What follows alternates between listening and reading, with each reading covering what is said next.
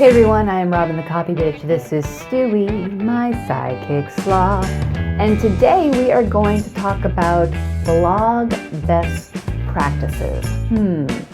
Now I have to say, I do a ton of blogging. If you are a freelance copywriter or you're a new freelance copywriter, I can almost guarantee you're going to be doing a lot of blogging too, because blogging, well, is an essential foundational element of effective content marketing. You're going to be doing a lot of blogging for businesses, and the reason why is because it's what we call the top of the funnel tactic to bring in people who are already searching on maybe what the business is selling, and that kind of draws them into the website, gets them reading and engaged with the topic, and if it's really well written and the blog helps them answer a question or helps them understand a complicated topic or something like that, they might poke around on the website, they might download a piece of content, they might follow the company on social media, they might sign up for the newsletter, then they become a lead and you kind of have them in your web and you can continue to market to them. That's kind of like content marketing in a nutshell right there. Very, very, very, very basic explanation, and like I said, probably not so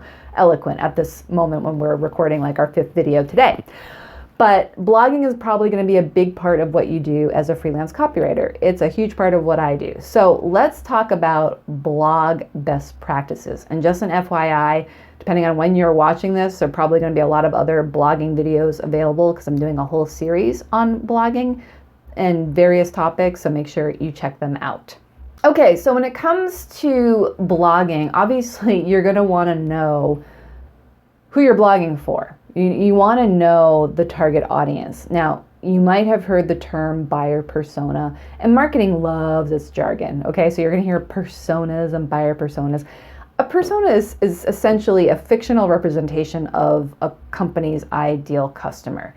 And they might have more than one. Like maybe they're going after, this person for this product, another person for another product. They probably have a few buyer personas. When you're working with your client, you're going to want to ask that question. Tell me about your audience. Do you have formal buyer personas? Some will say yes, some will say no. For the ones who say yes, you're going to want to see that document. It might be a PowerPoint, and you're going to want to study it and make sure you understand it, ask questions. If they don't, you're going to want to talk to them about their customers. And that could be something you talk about helping them create formal buyer personas, which would involve talking to some of their customers, talking to people that they've lost as customers, and then creating these formal buyer personas. That's a whole separate topic. But anyway, you want to know the audience. You want to know what are their pain points? What do they want to know? Why are they going to care about this blog that you're writing? Because that's the whole point. You're probably trying to answer a question, explain something. Maybe it's a tutorial. Maybe it's something to help their lives somehow. So some examples would be, if someone is on the market for buying a new rug for their living room and they have no idea like how to measure, like what sort of rug is going to be too big for the living space, your rug company blog could have a tutorial on, here's how to decide what size rug is best for the space. And you're not selling your product. You're just sharing information, valuable information. You're an authority on rugs, or at least we hope you are. And you're giving that information to help the person who's looking to solve a problem. Like we say pain point, like they're probably not in pain over trying to buy a rug for their living room, but you get the idea. They have a problem. They're looking for an answer. If they're looking for how to measure a rug for their living room, they're probably on the market for a rug too. So that's one of the reasons why it makes sense for the rug company to do this blog post, because if I go to this site and I'm like, wow, this information is really helpful, and then I start poking around in their inventory, I'm like, oh, I really like this rug. You see how that goes? So that's how blogging works. So you want to make sure, that's number one. That's blog best practice number one. How long can I make it? You want to know the audience.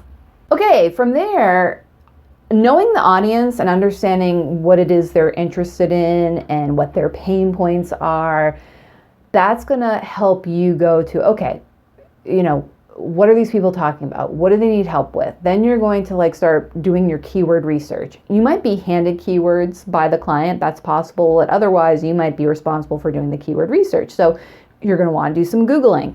You're going to want to Google how to measure a living room rug and see what comes up. You're going to want to plug that into a keyword research tool like SEMrush or Google's Keyword Planner. And then from there, figure out the best keyword phrase for that particular topic. Like, you know what the topic is, but now you want to find the best keyword phrase that's going to bring in traffic to the site. And it's not always the one that has the most volume. In fact, it's usually not. You want a keyword phrase that has decent volume, but also has a low score on the keyword difficulty number, because there are going to be probably a lot of people talking about, how to buy a rug online. You want to find that longer keyword phrase that does have some searches, but that doesn't have a ton of competition, so that the blog post you're writing can actually rank well in Google over time. So you're going to want to come up with topics. That's a blogging best practice. You're going to want to know your audience. You're going to want to come up with compelling topics for them. And that leads us to another best practice. That's doing keyword research, so you have the best keyword to match that topic to satisfy that audience. I'm amazed that I got that out in one breath. Okay, so I think I just gave you 3, so I'm kind of, who knows how my numbers are going to be here. But number 4, once you have your topic, your keyword phrase, now you get to the writing part. So now you're thinking about what's that keyword phrase rich headline going to be. Now you want it to be compelling, but you also need to use the keyword phrase. And that's where the talent comes in, That's where you have to kind of, play around with things and see what you can come up with. I can include some links to coming up with headlines in the description, and I will in the longer blog post. But like I said, this is where the magic happens. This is where you get to show your talent. You come up with a compelling headline. Then you come up with a compelling introduction that also includes the keyword phrase.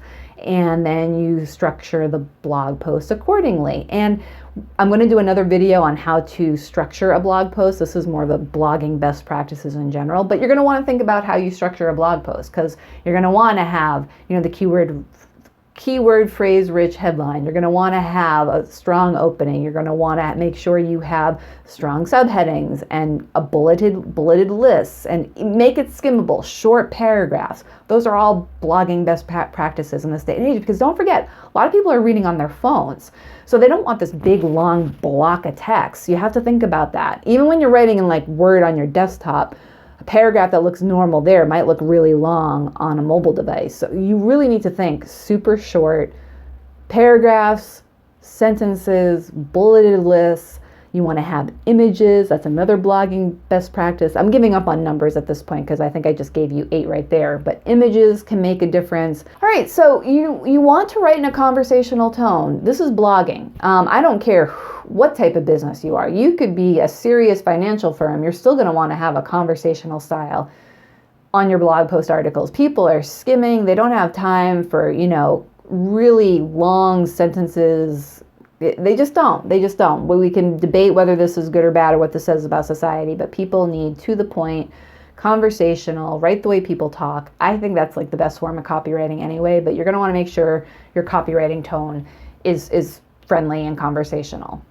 So obviously you're going to want to proofread. Oh, I see so many sloppy mistakes. I make mistakes. It happens, but you need to try to avoid it. So I'm going to link to my proofreading video. I think I need to do another one too, but one of the things I use is Grammarly as a writing assistant, and I had used the free trial, or the free version, I should say, for a long time. And I just recently went to the paid version. I do like it.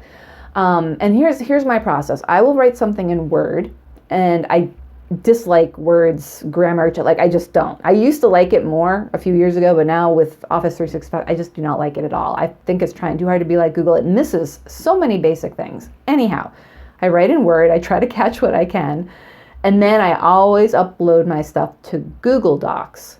And that's where I have Grammarly on. You can have Grammarly on Word, but I prefer doing it this way because I'm basically proofing things 3 separate times, because I thoroughly proof it in Word. Then I go to Google Docs. We have Grammarly. I go through everything there, and then I turn Grammarly off and I reread, and then I bring it back to Word. So it goes through. I try to be, and I'm sure I still miss stuff, but you have to become a really good self-editor in this business, and you just can't afford to be sloppy. So make sure you proofread. If that is not your strength, you need to find someone. maybe you get a buddy and you proofread each other's work. Sometimes it's easier to look at find someone else's mistakes than your own. Do what you have to do, but get better at it, figure out a way, because proofreading matters. And it's going to matter to the person reading it. Like if something is just riddled with mistakes, that just kind of decreases your authority and they're going to bounce off and go somewhere else. Okay, so we talked about, finding a compelling topic, knowing your audience, keyword, formatting, the style and tone.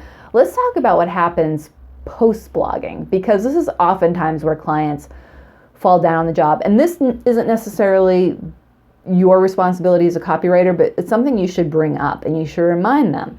And that's the promotion, the post-blog promotion. Once the blog is published, usually gets promoted on social media stuff. But what happens after that? Like, it should continue to be promoted on social media, or maybe it's a blog post that is a landing page for some paid ads, or maybe you include it in some lead nurturing. You should also have a plan for refreshing blogs, because some blogs just go out of date, or just you need to freshen them up.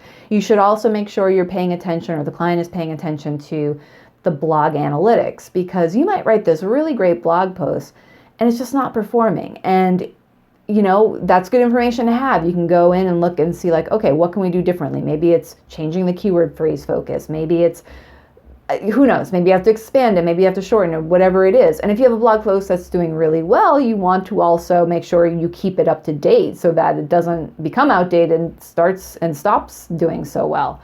So that needs to be a part of the process. That's something that's often, not that it's overlooked, but it's often cast aside because everyone's just focused on putting out new content.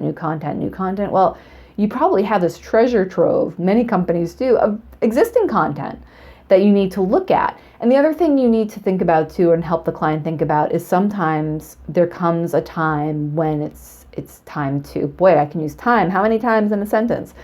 You're going to want to retire some blog posts, meaning you might unpublish them because it's out completely outdated and there's nothing you can do about it, or maybe it's just not performing and you just want to unpublish it because you've tried. There can be a lot of reasons. It's kind of like email newsletter or subscriber list. I'd much rather have a blog with that's filled with articles that people are engaging with and that's bringing good traffic, rather than a huge number of blog posts and half of them or more than half are just hardly getting any traffic. So something it can be sometimes hard for writers to justify the work and the money that goes into doing that, but for the clients who get it, that can be a really good task to do and make it a part of monthly work or quarterly work. So there you go. I think this video is long enough. I don't even know if it's still recording. We're going to find out in a moment, aren't we? But those are some blogging best practices to pay attention to. I will have a much more succinct and understandable blog post that I will link to below. I'm going to edit this video, so we'll see how we do. But make sure you check out the link in the description, which will lead to the blog post and some of the other stuff that I mentioned. Always check out the description because I try to include helpful stuff in there. Again, I am Robin the Copy Bitch. This is Stewie, my sidekick sloth. If you like this video, give it a thumbs up. If you didn't, just move along. And we'll see you next time. Bye.